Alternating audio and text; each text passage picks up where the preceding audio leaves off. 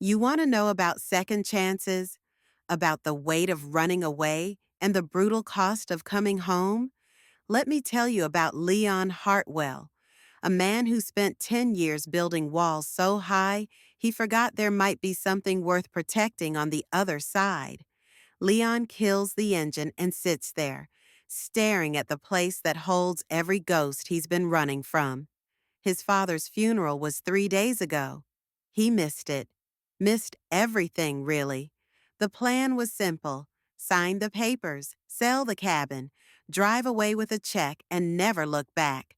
Clean, final, done. But life has this sick sense of humor, doesn't it? Because when Leon walks up those familiar porch steps, when he raises his fist to knock on the door of his own family's cabin, that door swings open. And standing there, looking up at him with eyes the exact shade of his own, is a boy, 7 years old, maybe 8, dark hair falling across his forehead the same way Leon's did when he was young. The kid tilts his head and asks the question that splits Leon's world in half. Are you the man Mom cried about? Leon's breath catches in his throat like a fishhook. His heart hammers against his ribs. The boy's face, God, that face. It's like looking into a mirror turned back 27 years. Same stubborn chin, same way of standing with one shoulder slightly higher than the other. I, what? Leon's voice comes out strangled, barely human. The boy studies him with the intensity only children possess, that brutal, unfiltered honesty that adults learn to hide behind polite lies. Mom says sometimes people we love go away and don't come back. She cries about a man with sad eyes who used to live here. Are you him? The words hit Leon like a sledgehammer to the chest. 10 years of carefully constructed distance, 10 years of telling himself he made the right choice, that leaving was the only option. It all crumbles in the space between one heartbeat and the next. This is Noel. This has to be Noel. Leon knows it the way you know your own name, the way you know the sound of your mother's voice. But knowing and accepting are two different kinds of torture. I'm Leon, he manages. I used to live here. I know, the boy says simply, like it's the most natural thing in the world. I'm Noel. Want to come in? Mom's making soup, but she burns everything, so maybe you could help. The casual way he says it, like Leon belongs here, like he's expected, it nearly brings Leon to his knees. This child, this beautiful, impossible child, trusts him. Just like that. No questions, no accusations, no demands for explanations Leon doesn't have. Inside the cabin, Leon's carefully maintained composure shatters completely. The living room is exactly as he remembers, but different, softer. There are photos on the mantel that make his chest ache. Pictures of Alina laughing, of Noel blowing out birthday candles, of moments Leon should have been part of but wasn't. And there on the coffee table sits a wooden toy boat. Carved pine, painted blue and white, with tiny details only someone who loved the maker would preserve. Leon carved that boat when he was 15, spent weeks getting every detail perfect. He gave it to Alina the summer before everything fell apart. That's my favorite, Noel says, following Leon's gaze. Mom says it was made by someone special. I take it to the lake sometimes and pretend I'm sailing to find him. Leon's throat closes completely. The rage and pain he's carried for so long, it has nowhere to go now. It just sits there in his chest, a burning weight that threatens to consume him. Then footsteps, soft, familiar. Leon's head snaps up, and there she is, Alina, 10 years older, but still breathtaking. Still the girl who used to steal his breath with just a smile. Her dark hair is shorter now, framing a face that's learned sorrow, but hasn't lost its light. She's wearing a simple blue sweater and jeans, an apron tied around her waist. And when she sees Leon standing in her living room, she goes completely still. For a moment, neither of them moves. The silence stretches like a taut wire, ready to snap. "You shouldn't be here," she says quietly. Not angry, not cold, just tired, like she's been expecting this moment and dreading it in equal measure. "I know," Leon replies. "I came to handle my father's estate. I didn't know." He can't finish the sentence. Didn't know what? That she was living in his family's cabin? That she had a son who looked exactly like him? That his entire life had continued without him in ways he never imagined? "Noel, go wash your hands for dinner," Alina says gently. The boy looks between them with that uncanny perception children have for adult tension. "Is everything okay?" "Everything's fine, sweetheart. Go on." When Noel disappears down the hall, Alina and Leon are left staring at each other across a chasm of 10 years and 1,000 unspoken words. "How long?" Leon asks. "How long what? How long have you been living here?" Alina's laugh is bitter, empty. "Since about 6 months after you left. Your father offered, said it would be good to have someone taking care of the place." "And Noel?" The question hangs in the air like smoke. Alina's composure finally cracks. "Don't," she whispers. "Don't do this. Not now." But Leon can't stop. The need to know is eating him alive. "How old is he?" "Leon? How old is he, Alina?" "7," she says, and the word falls between them like a stone into still water. "He turned 7 in March." Leon does the math. 7 years old, born in March, which means, God, which means she was pregnant when he left. Pregnant and he never knew. The rage comes then, hot and vicious. Not at her, never at her, but at himself, at the choices he made, at the cowardice that drove him away just when she needed him most. "Why didn't you tell me?" His voice is raw, broken. "Tell you what?" "You were gone, Leon. You packed your bags and disappeared in the middle of the night without a word. What was I supposed to do? Chase you across the country with a pregnancy test?" "You could have called. You could have—" "I did call." The words explode out of her, 10 years of held-back fury finally breaking free. "I called for months. Your phone was disconnected. I wrote letters to every address I could find. They all came back unopened. You didn't just leave, Leon. You vanished, like you never existed." The truth of it hits him like a physical blow. She tried. She tried to reach him, and he was so determined to cut every tie, to make a clean break, that he made it impossible. "I thought—" Leon starts, then stops. What had he thought? That staying would destroy them both? That he wasn't good enough for her, for the life she deserved? That running away was somehow noble instead of the act of pure cowardice it actually was? "You thought what?" Alina's voice is quiet now, deadly calm. "I thought I was protecting you." "Protecting me?" She laughs, and it's the most heartbroken sound Leon has ever heard. "From what?"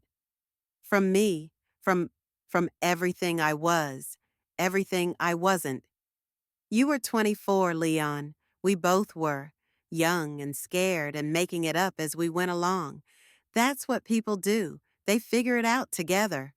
I couldn't, after the accident, after my brother died, I couldn't.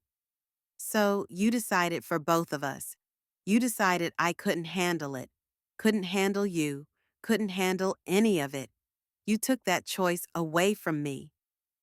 She's right. God, she's so right it feels like being flayed alive. Leon had convinced himself that leaving was selfless, that he was sparing her from his grief and guilt and rage. But really, really, He was just a coward who ran when things got hard. I'm sorry, he whispers, and the words are so inadequate they taste like ash in his mouth. Sorry doesn't give me back 10 years, Leon. Sorry doesn't explain to a little boy why he doesn't have a father. The word father hangs between them, unconfirmed but undeniable.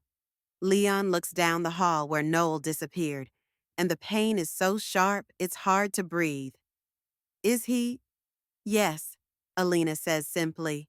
He's yours, ours. And before you ask, no, I never told him. How could I? What was I supposed to say? That his father cared so little about us that he disappeared before he was even born? Leon closes his eyes, overwhelmed by the magnitude of what he's lost. 7 years, first steps, first words, birthdays and bedtime stories, and all the tiny, precious moments that make up a life. Gone, all of it, gone. Can I? His voice breaks. Can I see him? Talk to him? Alina studies his face for a long moment. Why? So you can disappear again when it gets complicated? So you can decide he's better off without you too? No, I'm not going anywhere. You say that now. I'm not going anywhere, Leon repeats, and for the first time in 10 years, he means something with every cell in his body. I missed enough. I won't miss any more. Alina looks at him, really looks at him, and something in her expression shifts. Not forgiveness, not yet, but maybe the possibility of it. He's a good kid, she says quietly. Smart, funny, stubborn as hell. Wonder where he gets that from. Leon laughs despite himself, a sound caught between joy and devastation. What does he know about me?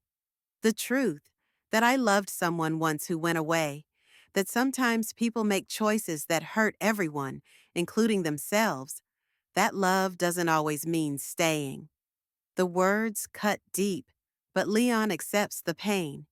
He's earned every bit of it. Does he ask about his father? All the time, especially lately. Kids at school talk about their dads. And Noel, he makes up stories sometimes. Says his father is a ship captain or an astronaut or building houses for people who don't have any. Always something heroic, something that explains why he can't be here. Leon's heart shatters completely. This beautiful child has been creating elaborate fantasies to make sense of his absence, turning abandonment into adventure because that's the only way a 7-year-old mind can process such fundamental rejection.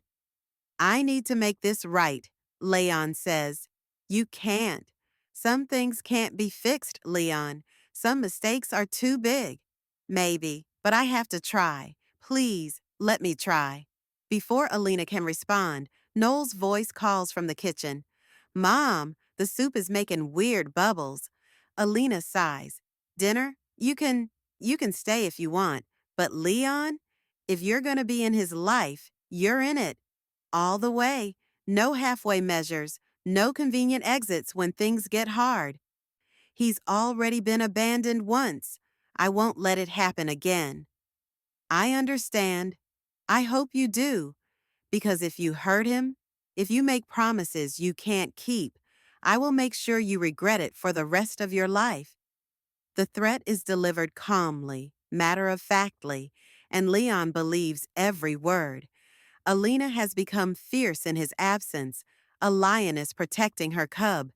It's terrifying and beautiful and absolutely justified. Dinner is surreal. Noel chatters constantly, asking Leon about everything, where he's been, what he does, whether he likes boats, and if he's ever seen a real whale. Leon answers as honestly as he can, watching Alina watch him, measuring every word for sincerity. The boy is magnetic, brilliant and curious, and completely unguarded in the way children are before the world teaches them to be careful. He tells Leon about school and his best friend Marcus and how he's learning to swim but still can't dive because it makes his ears feel weird. Mom says you used to live here when she was little like me, Noel says, spooning soup into his mouth with the concentrated effort of someone still mastering the mechanics. I did. Your mom and I grew up together. Were you best friends? Leon glances at Alina, who's focused intently on her own bowl. Yes, we were best friends. Do you miss it? Being little and living here? The question is so innocent, so guileless, and yet it cuts right to the bone. Does he miss it? He's spent 10 years trying to forget it, but sitting here now, watching this child who carries his eyes and Alina's smile, Leon realizes he's missed it every single day. Yes, he says quietly. I miss it very much. Maybe you could live here again, Noel suggests, with the casual confidence of childhood. There's lots of room, and Mom gets lonely sometimes, even though she pretends she doesn't. Alina's cheeks flush pink. Noel, you do, though. I hear you sometimes at night, on the phone with Grandma Rose, and you sound sad. Maybe if Leon lived here, you wouldn't be sad anymore. Leon's throat tightens. This child, this perfect child, is trying to fix the broken adults in his life with the pure logic that only makes sense when you're 7 years old. It's more complicated than that, buddy, Leon manages. Why? Because Leon looks at Alina again, searching for guidance. Because sometimes grown-ups make mistakes that take time to fix. What kind of mistakes? The kind where someone you love gets hurt because of choices you made. Noel considers this seriously. Did you hurt my mom? The directness of it nearly undoes Leon. Yes, I did. Did you mean to? No, but that doesn't make it better. Mom says when I hurt someone, even by accident, I have to say sorry and try to do better. Did you say sorry? I'm trying to. Good. Noel nods approvingly. Mom's really nice. She deserves sorries when people hurt her. Out of the mouths of babes. This 7-year-old has cut through 10 years of complexity and pain to the simple truth. Alina deserves apologies. She deserves so much more than that, but it's a start. After dinner, Noel asks Leon to help him with a puzzle, a 1,000-piece map of the world that's spread across the coffee table like a challenge. I'm trying to find all the places I want to visit someday, Noel explains, fitting together pieces of what looks like the coast of Australia. Mom says the world is big and full of adventures, but I think maybe I like it here better. Why's that? Because here is where the people I love are. What good are adventures if you're all by yourself? The words hit Leon like a revelation. Here's this child, wise beyond his years, articulating the truth Leon has spent a decade running from. What good are adventures if you're all by yourself? Leon spent 10 years chasing success in distant cities, building a career that meant nothing because there was no one who mattered to share it with. He told himself he was protecting Alina and building a better life. But really? Really, he was just lost. Alone. Exactly as empty as Noel suggests. You're pretty smart, Leon tells him. Mom says I get that from someone special who's not here anymore. Maybe that's you. The casual way he says it, like he's always known, like some part of him recognized Leon the moment he walked through the door. It's devastating and wonderful and completely overwhelming. Maybe, Leon agrees softly. They work on the puzzle in comfortable silence, and Leon marvels at how natural this feels. How right, like he's been holding his breath for 10 years and can finally exhale. When Noel starts yawning, Alina appears. Bedtime, sweetheart. Can Leon read me a story? Alina hesitates, and Leon can see the war playing out on her face. The part of her that wants to protect Noel from further disappointment warring with the part that sees how desperately her son craves this connection. If he wants to, she says finally. Leon's throat is tight. I'd love to. Noel's room is small and cozy, with glow-in-the-dark stars on the ceiling and bookshelves lined with everything from picture books to chapter books clearly beyond his reading level. The kid is ambitious. Which one? Leon asks, scanning the titles. This one. Noel hands him a worn copy of Where the Wild Things Are. It's my favorite. Mom says it's about a boy who goes on an adventure, but realizes home is the best place to be. Of course it is. Of course his son would love a story about coming home. Leon settles into the chair beside Noel's bed and begins to read. His voice catches on the first line. The night Max wore his wolf suit and made mischief of one kind and another. Because this is surreal. He's reading to his son who is listening with rapt attention, occasionally correcting Leon's inflection because apparently there's a specific way this story needs to be told. When they reach the end, and it was still warm, Noel sighs contentedly. Leon? Yeah? Are you going to stay for breakfast? The question is so hopeful, so trusting, and Leon knows his answer will matter more than any decision he's ever made. If your mom says it's okay, she will. She makes terrible pancakes, but they taste better when you're happy. And she's been happier today than I've seen her in forever. Leon's heart clenches. This perceptive child has been watching his mother, noting her moods, worrying about her happiness in ways no 7-year-old should have to.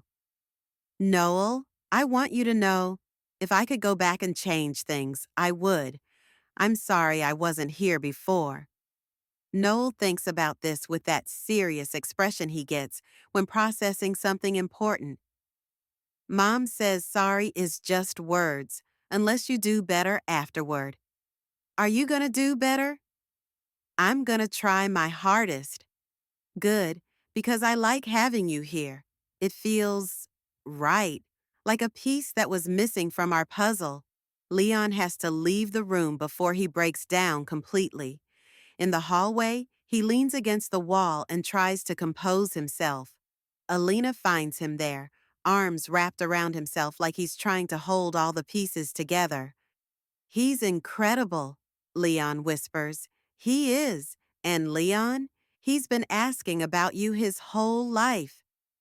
Not directly, not by name, but he draws pictures sometimes. A tall man with sad eyes, standing by the lake. He builds elaborate stories about heroes who go away on important missions. He's been waiting for you without even knowing what he was waiting for. The pain is exquisite. 7 years of a child creating mythology around his absent father, turning abandonment into epic adventure because that's the only way to make sense of it. I don't deserve him. I don't deserve either of you. No, Alina agrees quietly. You don't. But maybe that's not the point anymore. Maybe the point is what you do now that you're here. They stand in the hallway, the weight of 10 years between them, and Leon realizes that this moment, this chance, is more than he ever dared hope for. I meant what I said earlier. I'm not going anywhere. People say lots of things, Leon. What matters is what they do. She's right, of course. Words are meaningless without action. Leon has spent 10 years talking himself out of coming home, convincing himself that staying away was somehow noble. Now he has to prove that coming back isn't just another form of selfishness. What do I need to do, he asks, to earn the chance to be in his life, in your life? What do I need to do? Alina looks at him for a long moment, and Leon sees the girl he fell in love with alongside the woman she's become. Stronger now, scarred but not broken, fiercely protective but still capable of hope. Show up, she says simply. Every day, not just when it's easy or convenient or when you feel guilty. Every day. Be the man he's been imagining his whole life. And you? What would it take for you to forgive me? I don't know if I can. Forgiveness isn't something you earn, Leon. It's something you choose to give. And I'm not ready to make that choice yet. The honesty of it is brutal and refreshing. No false promises, no easy absolution. Just the truth. Forgiveness will come if it comes, but only after Leon proves he's worthy of it. I'll wait, he says, however long it takes. Don't wait for me, Leon. Wait for him. He's the one who matters now. He's the one who deserves a father who shows up. Leon nods, understanding. This isn't about winning Alina back. Not yet. Maybe not ever. This is about being the father Noel deserves, the father Leon should have been from the beginning. Can I see him again tomorrow? He has school, but maybe after. If you want to pick him up, walk him home. He'd like that. I'd like that too. Alina nods. Leon, don't break his heart. Whatever else happens between us, whatever you decide about staying or leaving, don't break his heart. He's been through enough. I won't. I swear to you, I won't. Leon leaves that night with Noel's sleepy, "See you tomorrow," echoing in his ears, and Alina's cautious hope burning in his chest. For the first time in 10 years, he has something to fight for, someone to be better for. The next few days pass in a blur of awkward new routines and tentative connections. Leon picks Noel up from school, and the boy chatters nonstop about his day, his friends, his teacher who apparently has the worst breath in human history, but makes math fun somehow. They walk home through the town Leon grew up in, past the diner where he had his first job, the park where he and Alina used to sneak away to talk about their dreams, the dock where they had their first kiss. Every corner holds a memory, and having Noel beside him makes those memories both more painful and more precious. The townspeople notice. Of course they do. Small towns have long memories and sharp eyes. Leon gets stares at the grocery store, whispered conversations that stop when he approaches, the kind of attention that used to make him want to disappear. But now he has armor, Noel's small hand in his, trust given freely and completely. When Mrs. Patterson from the flower shop asks Noel who his friend is, the boy beams and says, "This is Leon. He's teaching me to skip stones, and he knew my mom when she was little like me." No accusations, no demands for explanations, just pure, uncomplicated joy that Leon is there. They develop rituals. After school, they stop by the lake and skip stones. Noel is terrible at it, but determined, and Leon finds himself laughing for the first time in longer than he can remember. The sound feels rusty, out of practice, but genuine. Mom used to try to teach me, Noel says, whipping another stone that plops immediately into the water. But she's even worse than I am. She says her stones sink faster than her cooking rises. Leon laughs. Your mom was never much of a cook. She once tried to make me a birthday cake and somehow managed to burn the outside while leaving the inside completely raw. She still does that, Noel giggles, but I pretend it's good because she tries so hard and she gets this proud look on her face, the casual way he protects his mother's feelings. This 7-year-old taking care of the adult who's supposed to take care of him breaks Leon's heart in the best way. You're a good kid, Leon tells him. Mom says that too. She says I'm good at loving people, even when they're not perfect. The words hit like a revelation. This child has been raised to love imperfect people, to find the good even when it's buried under layers of mistake and regret. Alina has given him that gift, the ability to love without condition, to forgive without resentment. Leon's phone rings during their third stone skipping session. Work, his boss, demanding to know when he'll be back in Chicago, reminding him about the Morrison project and the promotion he's been angling for. I need more time, Leon says, watching Noel finally manage to get a stone to skip once before sinking. Time for what? It's a funeral and a property sale. How complicated can it be? Leon looks at his son, because that's what Noel is, what he's always been even when Leon was too much of a coward to claim him, and realizes he can't explain this in a way his boss will understand. Family complications. Handle them. The Morrison presentation is Monday, and if you're not here, I'll call you back, Leon says, and hangs up. Noel looks up from his stone selection. Was that important? Not as important as this. Good, because I think I'm getting better, and someone needs to witness my improvement for official record keeping. Leon grins and helps him find the perfect skipping stone. Flat, smooth, just heavy enough to maintain momentum. Official record keeping is very important. The most important, Noel agrees solemnly. That night at dinner, Alina asks about Leon's work. Don't you need to get back? You mentioned a job in Chicago. Leon sees the careful neutrality on her face, the way she's trying not to hope too hard or expect too much. She's protecting herself, and he doesn't blame her. I do need to handle some things, but I'm not going anywhere. This is, this is where I belong. Leon, I know you don't believe me yet. I know I have to prove it. But Alina, I haven't felt like myself in 10 years. Being here with you and Noel, it's like waking up from a decade-long nightmare. Noel looks between them with that radar children have for adult emotions. Are you talking about grown-up stuff? Yeah, buddy, Leon says. Sorry, boring grown-up stuff. It's not boring if it's about staying here. I vote for staying here. It's not a democracy, sweetheart, Alina says gently. Leon has a job and a life in Chicago, but he could have a job and a life here too, right? Noel looks at Leon with such hope, it's devastating. Right, Leon says firmly, if that's what everyone wants.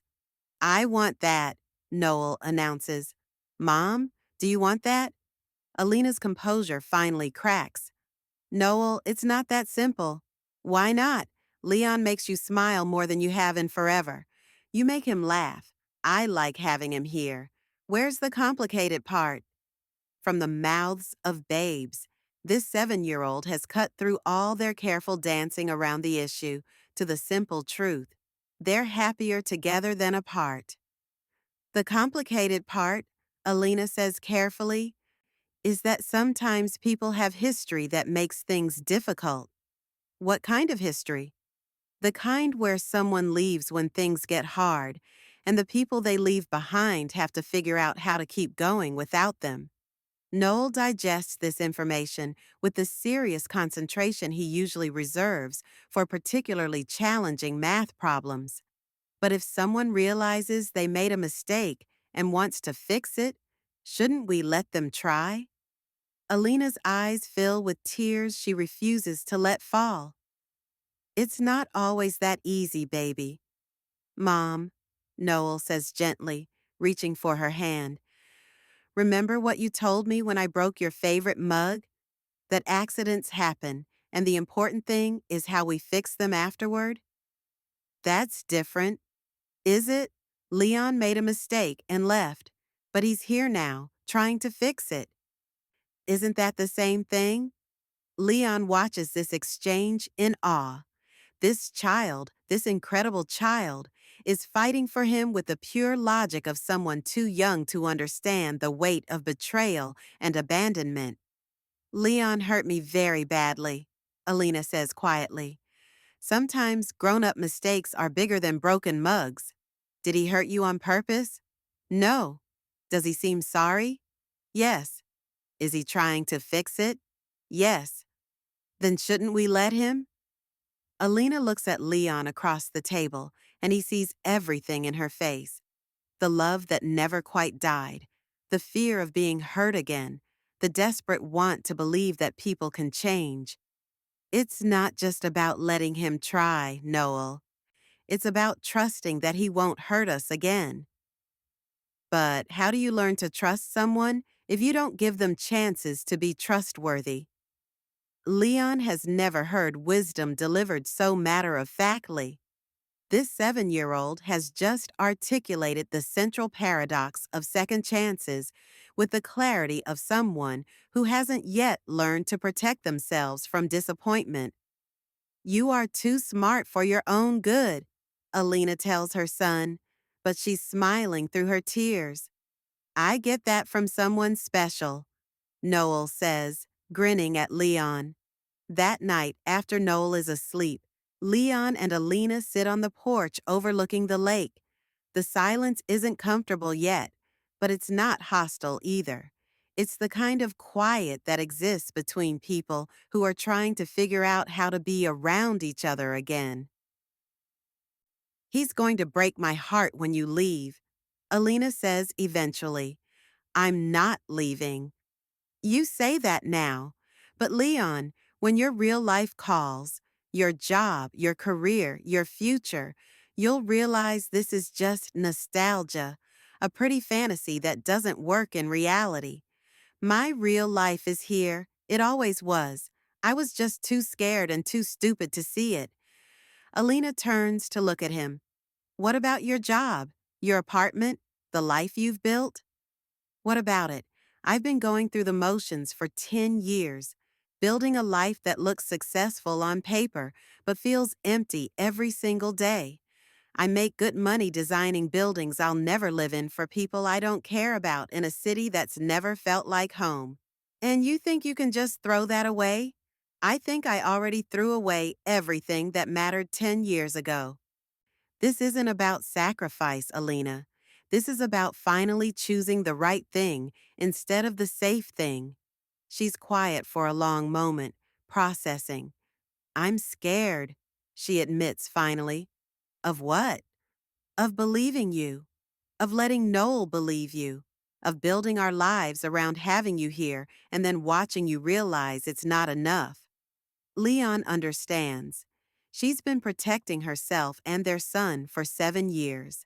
The idea of lowering those defenses, of being vulnerable again, must be terrifying. I can't promise I'll be perfect, he says. I can't promise I won't make mistakes or that this will be easy. But I can promise I won't leave, not again, not ever. How can you be sure? Leon looks out at the lake, at the dock where he learned to fish with his father, at the place where he took his first steps and spoke his first words and fell in love for the first time. Because I've been running for 10 years, and I'm tired. I'm tired of empty apartments and meaningless work and pretending I don't think about you and this place every single day. I'm tired of being a coward. You're not a coward for leaving. You were young and overwhelmed and dealing with trauma. I was a coward for not trusting you to help me through it, for not trusting us to be strong enough together, for deciding on my own that you'd be better off without me instead of fighting for what we had. Alina's quiet for a long time. When she speaks, her voice is barely above a whisper. Do you know what the worst part was? Not the leaving, not even the silence. It was the not knowing, wondering if you were okay, if you were happy, if you ever thought about us, wondering if I meant so little that you could just disappear. The pain in her voice destroys him. Leon has spent 10 years focused on his own guilt and regret, but he never fully grasped the particular cruelty of his silence. He left her with questions that had no answers, doubts that grew in the dark. You meant everything, he says. You still do. Leaving you was the biggest mistake of my life, But it was never because you didn't matter.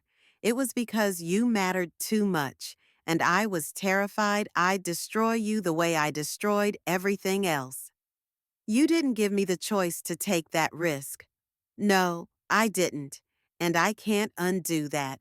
But I'm here now, asking for the chance to choose differently. They sit in silence as night falls around them. Somewhere in the distance, a loon calls across the water, the sound haunting and beautiful. It's the sound of home, Leon realizes, the sound he's been missing without knowing it. I need time, Alina says eventually, however long you need.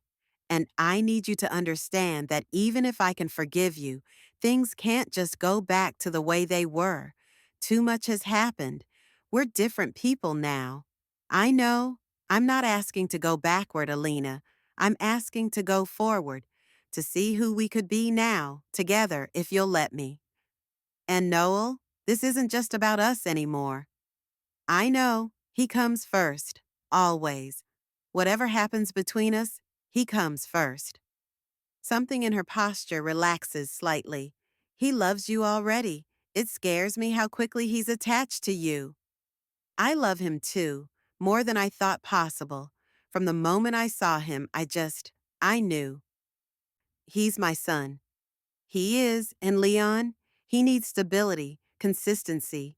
He needs to know that the people he loves will still be there tomorrow. He'll have that. I swear to you, he'll have that. Alina nods slowly. Okay, we'll try, day by day, see how it goes. That's all I can ask for. No promises, no grand declarations, just showing up, every day, proving that you mean what you say. Deal. They shake hands, formal and strange, but somehow right. A new beginning, negotiated carefully between two people who have learned the hard way that love isn't enough without trust, without commitment, without the willingness to stay when things get difficult. Leon goes home to his father's house that night with something he hasn't felt in 10 years: hope. Real, fragile, terrifying hope. The next morning, he calls his boss and quits his job. Not dramatically, not in anger, but with the calm certainty of someone who finally knows what matters. You're making a mistake, his boss warns. Walking away from this kind of opportunity, this salary, this career track. For what? A small town fantasy that'll get old in 6 months? Leon looks out the window at Noel's school, where in a few hours he'll pick up his son and walk him home, and realizes his boss is right about one thing. It is a fantasy, but it's the right fantasy, the one he should have chosen years ago. Maybe, Leon says, but it's my mistake to make.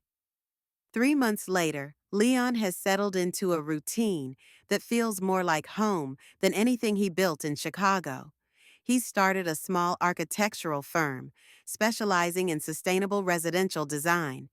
The work is slower, the money less, but every project matters in a way his corporate work never did. Noel has started calling him Dad. Not all the time, and not formally, but in casual moments when he forgets to be careful. The first time it happened, Leon had to excuse himself to the bathroom to cry. Alina is slowly, carefully, letting him back into her life. They're not together, not yet, maybe not ever, but they're figuring out how to be partners in raising Noel, how to be friends again, after everything. It's not perfect. There are moments of awkwardness, times when old hurts surface unexpectedly, but there's also laughter. There are family dinners and bedtime stories, and the slow, precious work of rebuilding trust.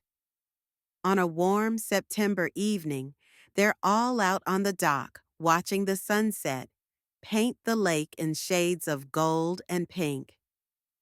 Noel is fishing with intense concentration, certain he's about to catch the legendary bass that supposedly lives in the deep water.